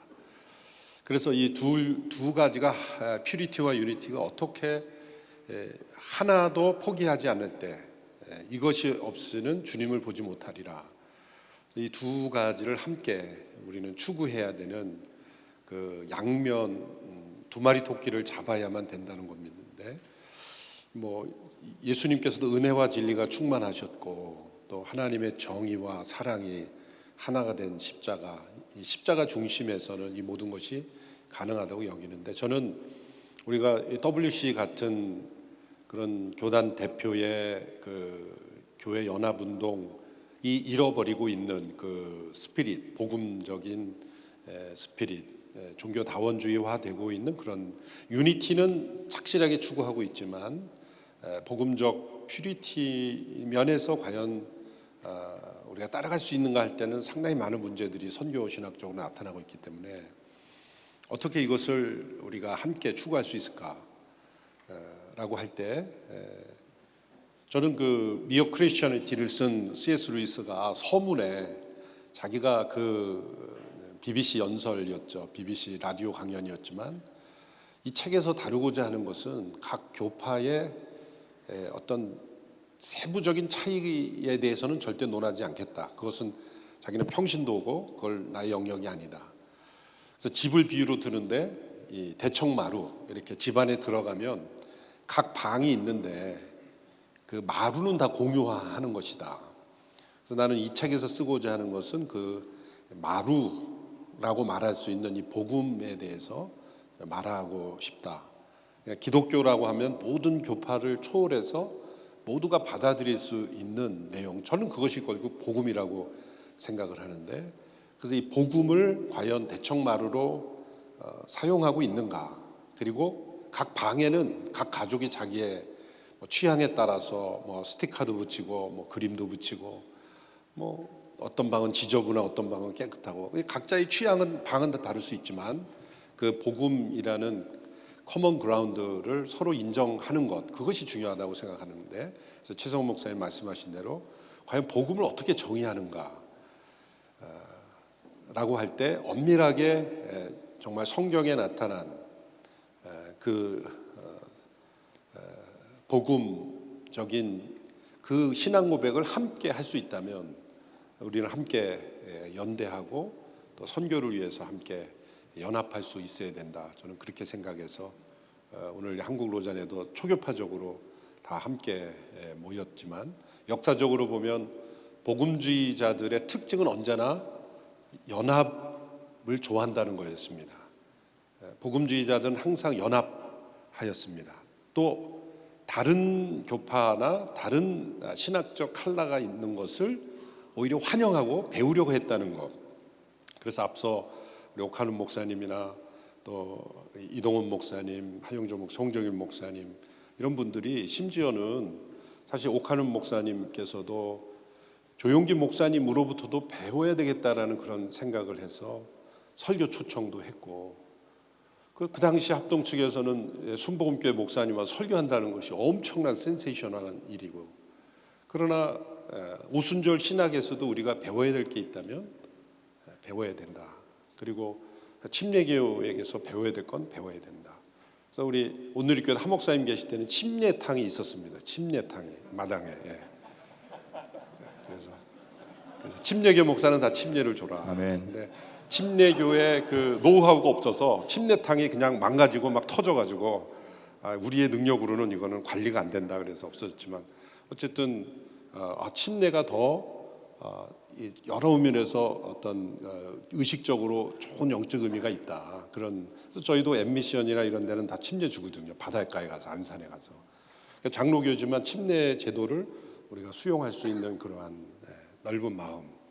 그래서 복음주의자들은 항상 서로 다른 교파로부터 배우려고 하고 왜 저런 전통이 생겼는가를 존중하면서도 다 따라할 필요는 없는 거죠. 그러나 이 C.S. 루이스가 말한 이 복음이라는 대청마루 그것을 우리가 함께 한다면 저는 WCC와 같이 일부 퓨리티를 손상시키는 유니티는 하지 않고 이 퓨리티와 유니티를 함께 추구할 수 있지 않을까 그렇게 생각을 해보았습니다. 예, 문대호 목사님 여기에 대해서 한마디 더 하시겠습니다. 한국 교회가 어떻게 하면은 하나님의 선교를 더 잘 감당할 수 있을까라는 고민은 아프리카에 있을 때 항상 했던 고민이었습니다. 선교를 직접 해보신 분들은 다 경험할 수밖에 없는 것인데 내가 아무리 열심히 하고 싶어도 할 수 있는 한계가 있다는 것을 인정할 수밖에 없습니다. 그래서 근대 선교의 아버지라고 불리는 윌리엄 캐리가 인도의 선교사로 가서 여러 가지 사역을 귀하게 감당했지만 그 역시 전 세계에서 사역하는 선교사들이 한 군데에 모여서 함께 세계 선교 현황을 나누고 함께 기도하고 연합할 수 있는 길을 찾았으면 좋겠다라는 제안을 1810년에 했습니다. 1810년에 남아공 케이프타운에 모여서 세계 선교사 대회를 해서 도대체 하나님께서 세계에서 어떤 일을 하고 계신지 또 무엇을 위해 우리가 연합해야 되는지 기도했으면 좋겠는지라고 제안을 했는데 그 제안이 성취되는 데는 100년이 걸렸습니다. 1910년에 에딘버러에서 이루어졌죠.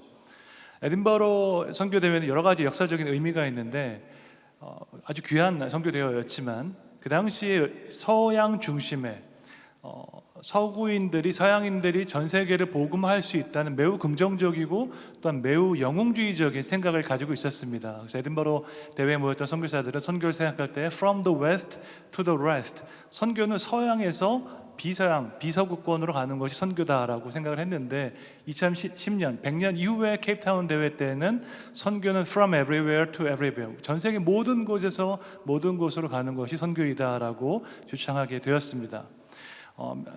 미국에 있는 저명한 선교학자들이 한국 교회, 한국 선교사들에 대해서 너무너무 귀하게 여기고 감사해하면서 딱 한 가지 부탁을 했습니다.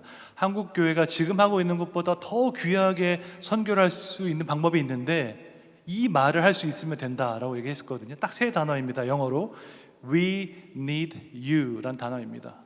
우리 힘으로 선교를 끝내는 것이 아니라 당신이 필요합니다. 당신의 협력과 기도와 도움이 함께 동반자적인 협력이 필요합니다라는 말을 할 수 있다면 한국 교회가 훨씬 더 귀하고 아름답게 선교적인 공헌을 할 수 있다라고 지적을 했는데 100% 공감하는 이야기였습니다. 선교 현장에 가보면 여기 선교사님들이 계시겠지만은 선교사님들끼리는 교리적인 차이점, 교파적인 어떤 차이점에도 불구하고 선교 현장에서 아름다운 동역과 협력이 이루어지는 모습들을 많이 보게 되었습니다. 한국교회 아름다운 면들을 로잔 4차 대회를 통해서 선교 현장에서도 아름답게 구현되기를 바라는 마음입니다. 오늘 5분의 강의를 듣고 이번 목회자 컨퍼런스의 소주제 가운데 3가지 가운데 복음의 우선성을 중심으로 우리가 대화를 나눴고, 여러분들이 소그룹에서도 우선적이다라고 하는 이 프라이어리티 혹은 프라이머시의 문제에 대해서 많은 그룹들이 논의를 했을 줄로 압니다. 우리가 넘어서야 될 것들이 교파적인 차이뿐만 아니라 교리적인 이러한 모든 것들에도 불구하고 예수 그리스도의 복음이 무엇인가를 그 핵심과 본질을 꿰뚫어 볼 수 있는 영적인 안목과 성령께서 우리에게 주시는 일치와 연합의 마음이 있다고 한다면은 이러한 것들을 극복해 나갈 수 있으리라고 생각을 합니다. 복음 전도의 우선성이 아니라 왜 복음의 우선성을 최성호 목사님 굉장히 강조를 하셨습니다. 그러면서 복음 전도의 우선성을 이야기해야만 되는 이유까지도 강의 중에 말씀하셨는데, 이 복음의 우선성을 강조해야 하는 그 이유가 무엇이며 이것이 과연 한국 교회에 어떠한 영향을 미칠 수가 있다고 생각하십니까? 네, 첫째는 저도 침례만 고집하는 건 아닙니다. 세례를 준 적이 있습니다. 왜냐하면 육신적으로 어떤 그 어려움에 처하거나 또 세례를 받기를 원하시는 또 그런 분들이 계셔서 침례 받아가지고 세례 받아 구원받는 건 아니잖아요. 예수님 십자가에 돌아가실 무렵에 한편의 강도는 내려와가지고 침례 세례 받고 구원받은 건 아니지 않습니까? 그래서 이재훈 목사님 그런 말씀 해주신 거 감사하고, 감기 들려가지고 계속 옆에 오지 말라 그러는데 마스크까지 벗고 아까 답변도 거의 10분 동안 계속 옆에서 그 복음 전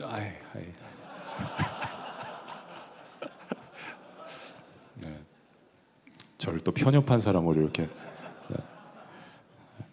목이 이상하네요 지금. 복음 전도의 우선성이 그 로잔에서 이제 그 선언문에도 계속 나오죠. 그래서 the priority of evangelism, the supremacy evangelism 하는데, evangelism이란 단어가 이제 복음 전도로 우리에게 이렇게 다가오지만은 더 포괄적인 단어는 the gospel news, good news, 이 복음이라는 그 말 자체인 것 같습니다. 복음 전도는 복음 전도자가 복음을 갖고 있으면서 그것을 행하는 행위, proclamation, 선포하는 것, 그것을 포함하는 것인데요. 그래서 다시 성경으로 돌아가 보니까 복음이 더 포괄적인 의미인데, 우리가 그 복음에 대해서 우선성을 갖는다면 당연히 그 복음을 갖고 있는 사람은 그것을 이야기할 수밖에 없고 또 살아낼 수밖에 없는 것 같습니다. 그래서 저희 교회에서는 그 의미를 이렇게 이야기했습니다. 예수님 사랑, 예수님 자랑. 제자 훈련의 의미, 예수님 사랑하고 예수님 자랑하는 것이다.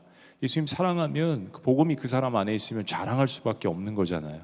예수님만이 유일한 구세주라고 이야기할 수밖에 없는 거고, 그러다 보면 영혼들이 불쌍히 보이기 때문에 내 사제를 털어서라도 그 사람들의 아픔을 치유하고 또 돕고 싶은 마음이 자발적으로 일어나는 게 아니겠습니까?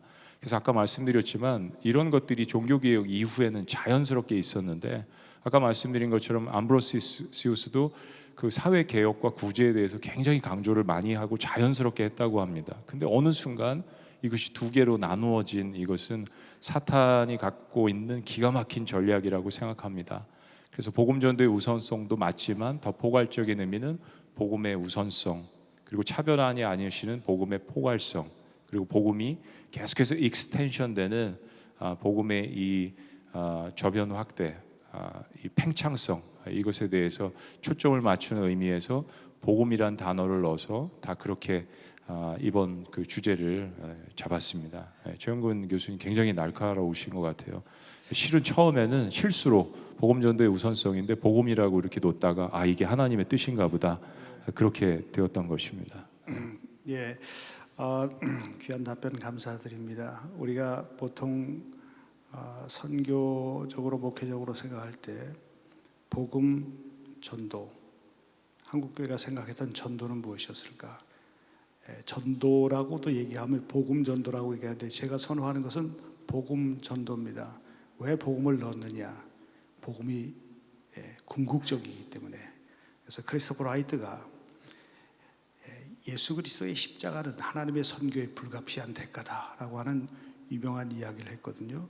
우리가 전도만 하나 썼을 때 사람들을 교회 밖에서 교회 안으로 끌어들이는 그러한 하나의 방법론으로 축소가 될 수 있는 가능성이 많고, 한국 교회가 수많은 전도 프로그램을 했지만은 이제 하나의 희망적인 징후가 보인다고 한다면은 성경 말씀을 날 것 그대로 읽으려고 하는 그 치열한 몸부림이 우리 안에 나타나고 있고, 이제 4차 로잔 대회를 앞두고 우리 목회자들이 사도행전을 날 것 그대로 읽고 함께 그 말씀의 의미를 생각하며 우리의 삶으로 살아내려고 하는 그 치열한 몸부림이 우리 가운데 보인다라고 하는 것은 참으로 하나님께서 기뻐하실 일이라고 생각을 합니다. 복음의 본질과 깊이에 있어서 한국교회가 재발견하고 회복해야 할 것들은 로잔 신학과 로잔 정신, HIS, Humility, Integrity, Simplicity에서 발견할 수 있습니다.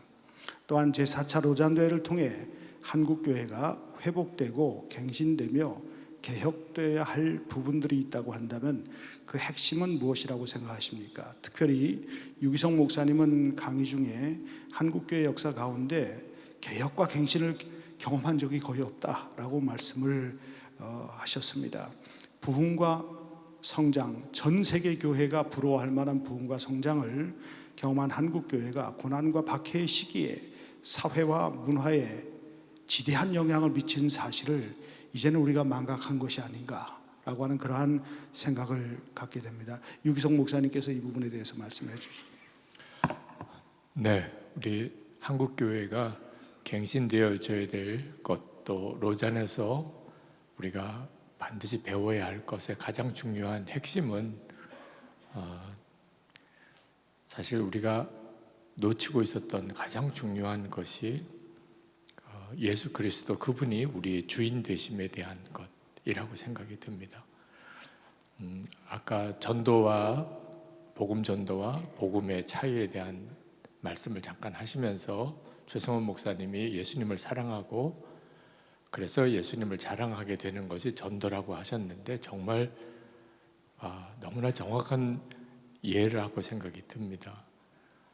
복음을 전하는 것은 사실 복음 그 자체를 전한다는 뜻이고, 복음은 그걸 정의하자면 아마 그것 가지고 또 여러 가지 분열이 생길 수 있습니다. 나는 복음을 이거라고 생각해, 나는 복음이 이것이라고 주장하고. 근데 사실 복음을 예수 그리스도 그분이라고 정의하면 그러면 너무나 이 일이 명확해집니다. 예수 그리스도 그분이야말로 복음 그 자체이죠. 예수님의 십자가의 구원의 사건 자체가 복음이지만 엄밀히 말하면 복음은 예수 그리스도 그분이십니다. 인도의 우리 감리교 선교사였던 스텔리 존스 선교사님이 그런 말씀하셨어요.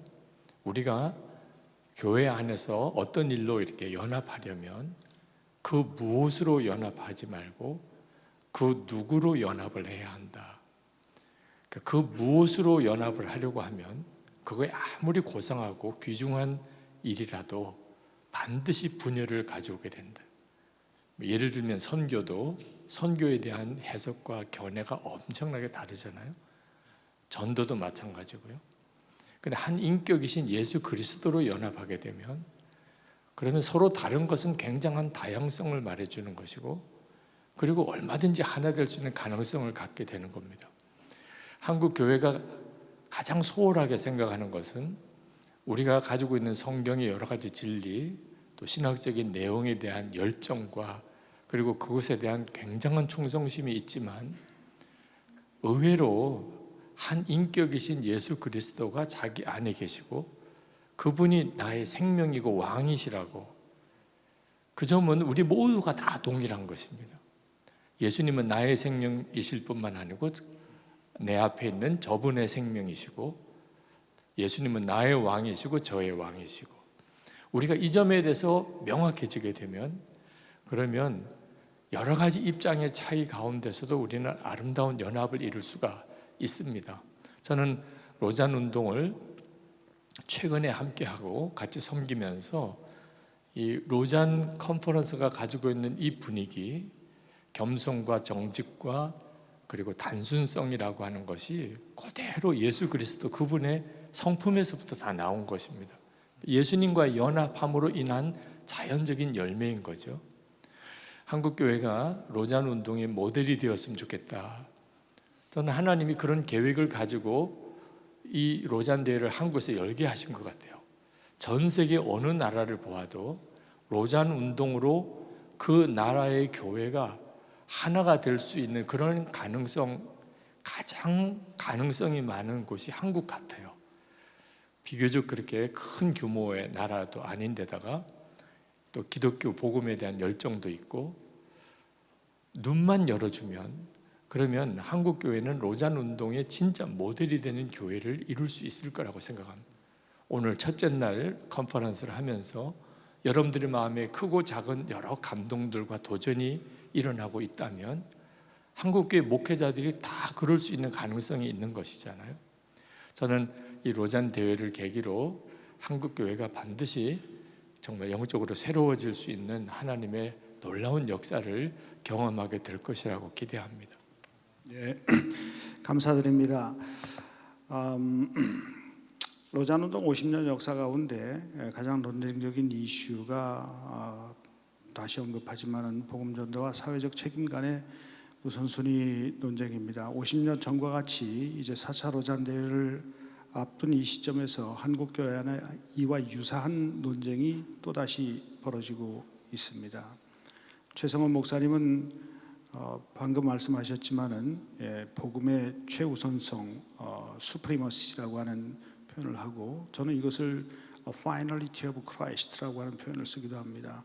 예수 그리스도의 최종성, 예수 그리스도의 궁극성이라고 하는 그 표현과 유사한 표현이라고 생각하는데, 이것이 문대현 목사님이 크리스토퍼 라이트를 인용하며 언급한 궁극성과 괴를 같이 한다고 볼 수 있을 것입니다.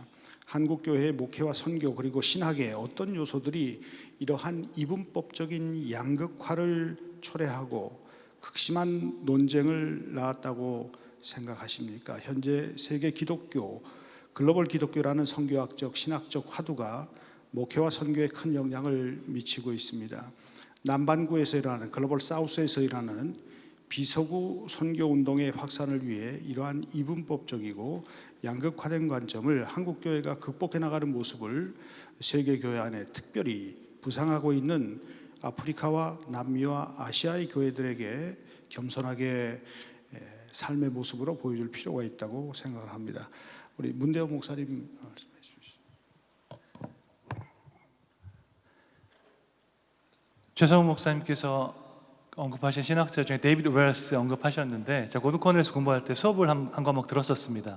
존 스토스 목사님 말씀을 많이 인용하셨고, 그 총체적 복음에 대해서 말씀하시면서 D.L. 무디의 인용문도 많이 말씀하셨습니다. D.L. 무디가 이런 말을 했대요. 하나님은 우리의 영혼과 육체를 다 만드셨기 때문에 우리의 영혼과 육체를 다 구원하신다. 영혼이 없는 육체를 우리는 시체라고 부르고, 육체가 없는 영혼을 우리는 고스트, 유령이라고 부른다. 그 어떤 것도 생명에 있는 상태가 아니기 때문에 하나님은 우리의 영혼과 우리의 육체를 모두 다 구원하기 원하신다라고 아주 명확하게, 아주 쉽게 이렇게 말씀을 해 주셨습니다. 그러므로 저는 육체의 구원과 어떤 영적인 구원을 이분법적으로 나누는 것은 인간이 존재하는 그 자체로도 이제 맞지 않다고 생각을 하고 있고요. 로잔 언약이 한국에서는 총체적 복음, 특히 이제 한국은 기본적으로 상당히 복음 전도에 훨씬 더 많은 강조점이 전통적으로 있어 왔기 때문에 사회적인 참여, 사회적인 책임에 대해서 아주 신선하게 다가왔기 때문에 한국에 소개된 로잔 언약은 그 부분이 강조된 것 같습니다. 근데 로잔 언약을 실제로 읽어보면 이런 문장이 있습니다. 그 사회적 책임에 대해서 로잔 언약 5항에서 말하면서 이런 문장이 있는데요. 사람과의 화해가 하나님과의 화해는 아니며, 또 사회 참여가 곧 복음 전도는 될 수 없으며, 정치적 해방이 곧 구원은 아니다라는 문장이 있습니다. 그러니까 사회적 책임과 우리가 다 해야 되는 그런 구조적인 악에 대한 노력을 분명히 언급하지만 사람과의 화해가 하나님과의 화해가 아니다라는 거 분명히 명시하고 있고, 또한 정치적인 해방, 사회적인 해방이 곧 구원이 아니다라고 이제 분명히 말을 하고 있습니다. 해방 신학 관련해서도 제가 이제 박사과정에서 공부를 해본 적이 있는데, 해방 신학에 참 여러 가지 부분에 있어서 심정적으로 동감할 수 있는 부분이 있는데, 해방 신학에서 가장 동감하기 힘든 부분이 그분들은 억압당하는 자들을 향한 긍휼이 많다 보니까 하나님께서 가난한 자들을 우선적으로 선택하신다, preferential option for the poor란 딱 그 개념 문장이 나오거든요. 근데 그 개념은 하나님의 정말 보편적이고 모든 사람을 사랑하시는 그 사랑을 특정 계층에게 이제 집중하는 약간의 이데올로기적인 요소가 있을 수밖에 없다고 생각합니다. 그것에 대한 이제 반감으로 인해서 한국 교회는 또 다른 이제 반대쪽으로 갈 우려도 있다고 생각하지만, 어쨌든 로잔 언약이 우리에게 강조하고 있는 예수 그리스도는 우리의 영혼과 육체의 구원을 위해서 오셨고, 무엇보다도 죄로부터 우리를 구원하실 수 있는 그 분은 예수님밖에 없음을, 그리스도의 십자가밖에 없음을 분명하게 하는 것, 그것이 궁극적인 모든 선교사에게 목표가 되어야 한다고 생각합니다. 크리스토퍼 라이트가 얘기했던 것처럼 십자가가 우리의 모든 인류의 문제를 해결하는 궁극적인 해결책이다라고 하는 것을 이야기를 하고 있습니다. 참 우리가 반드시 따라가야만 될 그러한 내용이고, 그 질문하신 거에 대해서 예, 실은 제가 마지막에 그 코테이션이 있었는데 그걸 안 했거든요. 하십시오. 예. 그 질문하신 거에 대한 답변이 복음의 최우선성에 대해서 그 이야기했는데, 이제 존 스타트가 이야기한 그 부분이거든요. 이것도 역시 복음 전도의 우선성과 사회적 참여가 다 들어가 있는데, 내가 지금까지 그 혹시 PPT 있으시면 보여주시면 좋겠습니다. 내가 지금까지 이야기한 선교라는 단어는 하나님이 자기 백성을 세상 속으로 보내셔서 하라고 하시는 모든 것을 아우르는 상당히 포괄적인 단어다. 그러므로 선교는 전도와 사회적 책임을 포함한다. 이제 로잔에서 특별히 이런 것들을 많이 받아들이게 된 거죠. 근데 둘 다 어려움에 처한 사람들을 섬기려는 사랑의 진정한 표현이기 때문이다. 그러나 나는 우리가 교회가 희생적으로 감당하는 선교 사역에서 복음 전도는 최우선이다. 때로 어떤 분들이 존 스타트를 잘 모르시고 책을 잘 안 읽어보시고, 존 스타트는 사회적 책임을 강조했고 빌리 그레이엄 목사님은 전도를 강조했다라고 하시는데, 그건 전혀 잘못된 이야기입니다. 책을 한 번도 안 읽어보시고 하는 이야기입니다. 존 스타트의 고민은 그게 아니었습니다. 계속 책에서 이 같은 이야기를 합니다. 복음 전도는 최우선이다 라는 이야기를 계속 강조하시죠. 자, 복음 전도는 최우선이다라는 로잔 언약의 선언에 동의해야 한다고 생각한다. 그리스도인은 어떤 식으로든 인간이 압제당하고 무시할 때 그들이 빼앗긴 것이 시민의 자유든 인종에 대한 존중이든 교육이든 의료든 고용이든 충분한 의식주든 간에 양심의 극심한 고통과 연민을 느껴야 한다. 인간의 존엄성을 손상시키는 것은 무엇이든지 우리를 향한 모욕으로 여겨야 한다. 그러나 복음을 모르거나 거부하여 하나님으로부터 소외된 것만큼 인간 존엄성에 파괴적인 것이 있을까? 또 우리는 어떻게 정치적, 경제적 해방이 영원한 구원만큼 똑같이 중요하다고 진지하게 주장할 수 있을까? 둘 다 그리스도인이 사랑으로 해야 할 일인 것이 분명하다. 하지만 바울이 동족 유대인들을 향한 염려를 침통하게 강조하며 편지를 썼을 때 한 말에 귀를 기울여 보라. 분명히 거듭해서 여러 번 복음의 최우선성에 대해서 강조를 했고, 로잔 선언문도 복음의 최우선성에 대해서, 복음 전도의 최우선성에 대해서 강조를 합니다. 그러나 시대적으로 사람들이 너무 많은 억압과 정치적인 어려움과 경제적인 어려움 가운데 살아가는 그 사람들을 향하여서 그리스도인은 복음을 외칠 뿐더러 어떻게 하면 그들의 어려운 상황에 대해서 도울 수 있을까라는 이웃 사랑에 대한 예수 그리스도의 선교적인 좀 더 포괄적인 차원에서 그 이야기를 한 것이고, 이게 존 스타트 목사님의 이야기뿐만이 아니라 우리 모든 그리스도인들이 성경책에서 뽑아낼 수 있는 예수님께서 명령하신 두 가지 중요한 축이라고 생각합니다. 그러나 이것들을 온전히 완성하기 위해서 우리는 계속해서 복음을 증거해야죠. 전도에 미련한 것들을 하나님께서 쓰신다고 하셨고, 우리는 거기에 도구고, 복음을 증거하는 사람은 당연히 다시 결론적으로 사랑으로 복음을 증거해야 된다라고 생각을 합니다. 마지막 질문이 이제 연합이셨는데, 지금 보니까 이러네. 침, 장, 감, 장, 성. 여러분들도 마찬가지 아니십니까? 지금 이 자리에 복음이라는 하나의 주제로 대한민국에 있는 250개의 담임 목사님들과 부목사님들, 동역자들이 한 자리에 이 자리에 있다는 것은 이 엄청난 놀라운 역사입니다. 우리가 어떤 면에서 더 많이 불일치할 것인가, 아니면 어떤 면에서 그리스도인들로서 리더들로서 더 많이 일치할 것인가, 저는 이 두 번째가 더 중요하다고 생각합니다. 우리가 일치할 수 있는, 복음에 대해서 일치할 수 있는 것만 있다면 우리의 최종적인 목적은 실은 세계 복음화죠. 복음을 증거해서 예수님을 믿게 하는 것. 아까 바트만이라는 학자가 조롱을 하면서 이야기하는 듯 했지만, 그러나 결국 기독교는 그것을 통하여서 많은 사람들에게 복음을 증거하고 또 이웃을 구제하며 사회를 변혁시켰습니다. 이것이 다른 이야기가 아니라 우주의 어느 외계에 있는 존재한다면 그런 이야기가 아니라 우리 2000년 교회 역사 속에서 끊임없이 있어 왔던 복음의 통일성에 관한 이야기라고 그렇게 생각이 됩니다. 부연해서 아주 더 명확하게 잘 설명을 해주셔서 감사드립니다.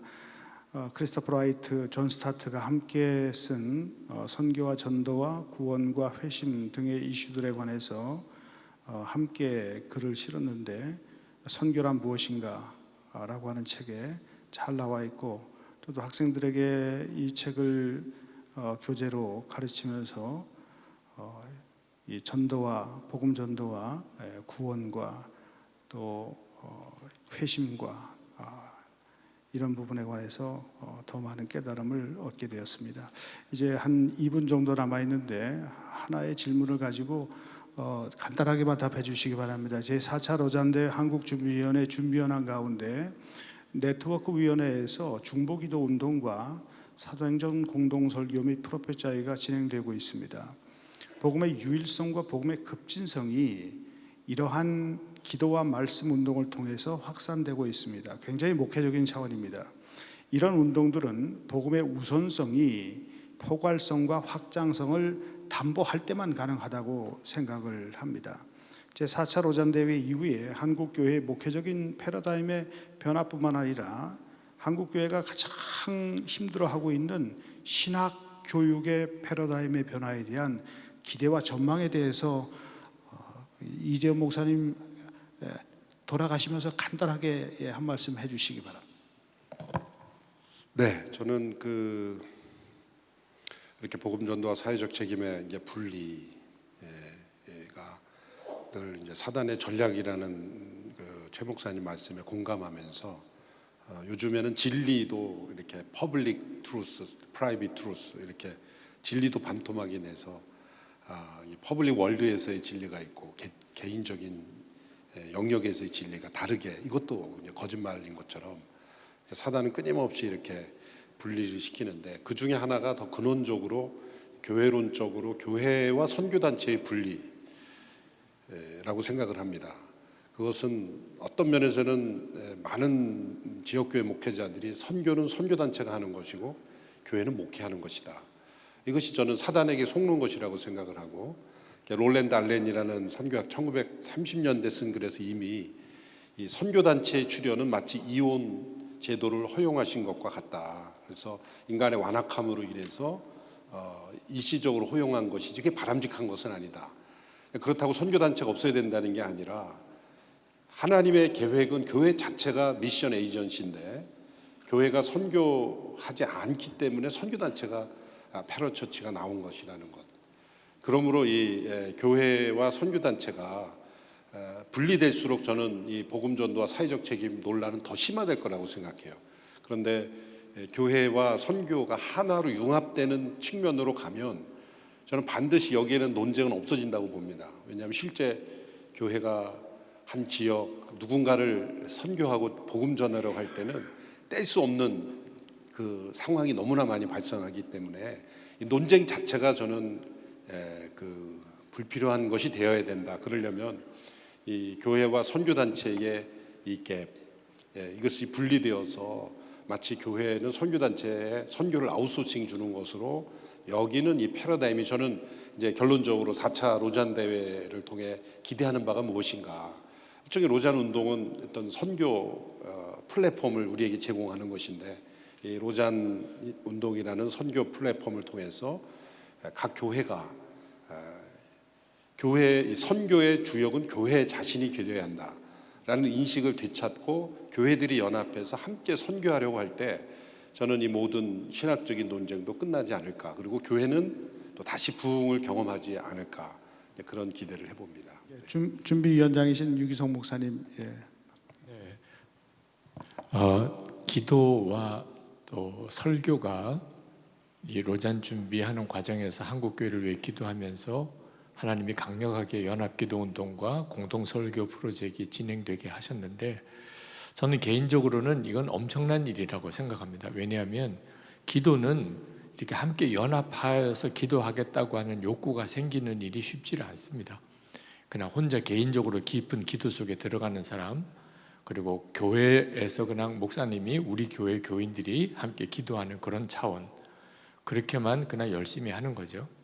근데 이번에 연합기도를 같이 해보니까 로잔 대회와 한국 교회를 위해 기도하면서도 기도하는 서로가 엄청난 힘을 경험하게 되었습니다. 그러니까 함께 혼자 기도하는 것과 함께 기도하는 것이 주는 영향이 엄청나다는 것을 경험하게 되었어요. 그래서 앞으로 로잔 대회가 끝나도 이 교회 연합기도 운동은 아마 아주 건강하게 확산되어져 갈 거라고 생각하고, 설교도 목사님들이 다 자기 교회에서 내 설교는 내가 하는 거지 다른 목사님과 함께 공동 설교를 준비한다는 경험을 못 해본 분들이 참 많으신데, 이번에 한국 교회가 사도행전으로 공동 설교를 같이 하게 되면서 예수 그리스도 안에서 우리가 연합하게 되는 일, 그것도 특별히 기도와 말씀에서 연합하는 일이 얼마나 우리 자신에게 엄청난 도움과 유익을 주는지를 발견하게 되고, 저는 이것이 한국 교회를 엄청난 영적 건강하게 바꾸시고 예수 그리스도께서 한국 교회를 하나 되게 만드시는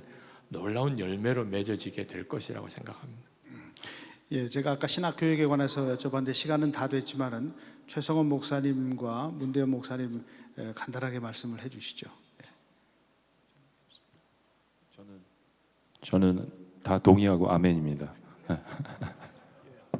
두 분 다 동의하고 아멘으로 마무리를 짓도록 그렇게 하겠습니다. 저도 아멘으로 마무리를 짓겠습니다.